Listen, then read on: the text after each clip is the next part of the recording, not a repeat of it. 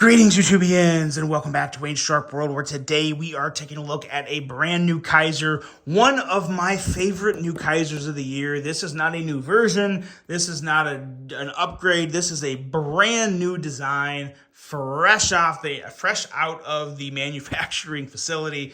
And man, oh man, it's a good one. It's the Kizer Retro. Let's hop into this and see what we have here. This is exactly what it says it is. It has a retro appearance, but it's a bigger knife. Ooh. We have some phenomenal action here. This is everything that Wayne Sharp World loves. Big knives, slicey blades, buttery, smooth action. But first, before we go any deeper into this, I want to thank you guys for tuning in today. If you like what you see, do me a huge favor, hit that subscribe button, follow along, and I will continue to bring you the content. Now let's take a look at some overall specs on this big, awesome budget knife right here.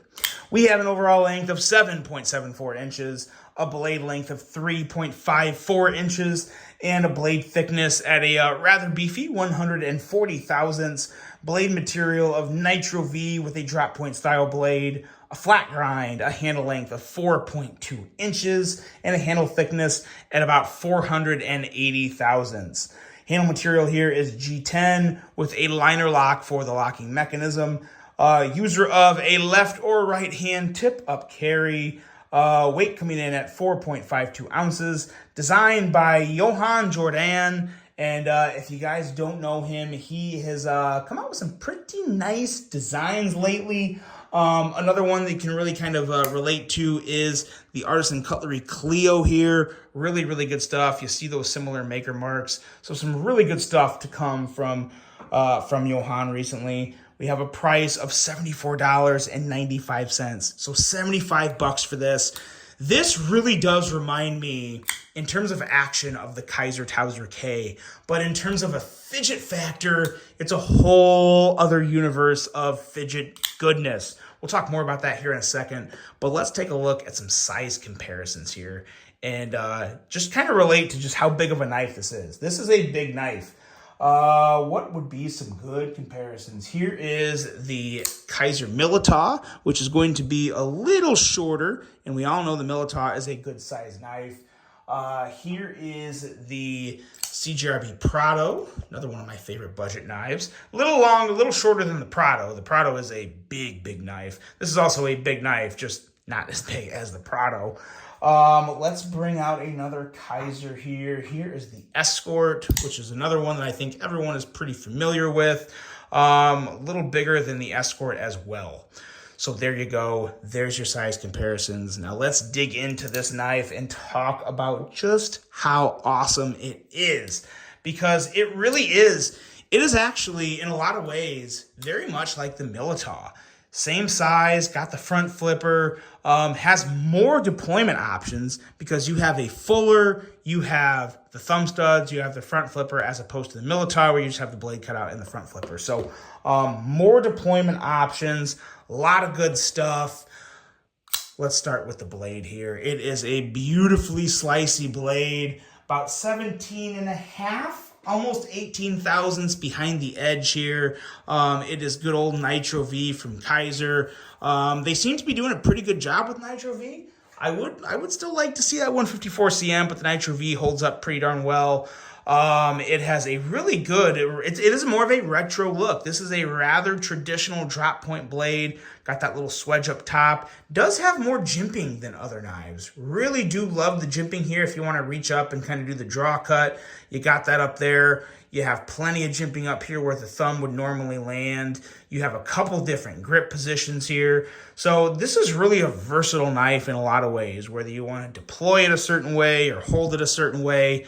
A lot of stuff going on here, and I really do like that.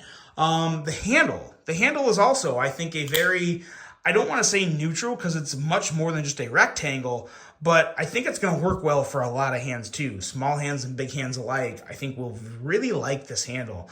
You kind of have this choilish area up here to where if you really want to choke up, you can, You can kind of do this middle grip here, which also feels pretty good for me because the gap between my fingers here, it feels pretty natural. I don't feel spread out, so that feels good. Or you could really just kind of choke back and really put your index in that curved area there, have a little more security if you need to, do any thrusts or jabs. So yeah, really versatile handle. Love the little, kind of the old school little symbol in there that I believe this is brass. Yeah, brass kind of inlaid within the G10. So that's pretty cool. You have your brass pivot collar here and that extra little bit of colorful pop. It's really coming together very nicely on this one. I got to say, I would love to see a premium version of this. I think a premium version would be fantastic with a milled titanium clip, maybe some contoured carbon fiber or some good tan and brown micarta with that brass or black. You could really, really put something cool together in a premium version of this. But no, the clip is great. No real issue there. It kind of gets narrow there, so if you have really thick hems, it might be a problem, but not a problem for me. I had no issue getting this in and out of the pocket, so I was good to go. And yeah, it's in terms of aesthetics, in terms of ergos, it is awesome. No complaints. I love everything about this. And when you get to action, I haven't disassembled this yet, and I can't really tell just by looking at it, but this has action that would make me think multi-row bearings. Now, I don't know that for sure, so I'm not saying it has multi-row bearings. All I'm saying is this really, really reminds me of as I said before, the Kizer that I can't remember the name that I just said it like 5 minutes ago because I just compared it with a bunch of other knives and yeah, too many names.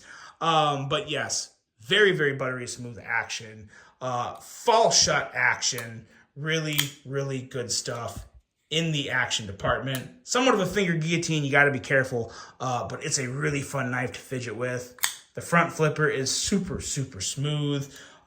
Really big fan of the front flipper. Really nice jimping up there too. This is more of the grippier, tackier type jimping. To where once you get your finger up there, you're not going to slip off it. You're not going to have those misses. So that's going to be really, really good. Middle finger flick, good to go. Thumb flick, also a breeze. And arguably the most enjoyable deployment right there. That reverse flick, easy, absolute ease. No problem. The way this thing grips my fingernail is just, it's perfect. I could do that all day. Drop that blade. Man, oh man. Really, really good stuff. One of the best budget knives to come from Kizer in a very long time. One of the most fidgety knives to ever come from Kizer. And not just this year, ever. It has literally every deployment option. And it has a really good traditional look to it too. Retro's a great name. Everything works on this. I know I'm saying nothing but good things because I don't have anything bad to say about this. Blade centering is on point. Everything about this knife just works for me. I would highly recommend checking this one out, guys. Let me know what you think of the Kizer Retro. And yep, really, really good one. Really hope you guys enjoyed this one. Hope you have a great rest of your day. And until the next one, I'm out.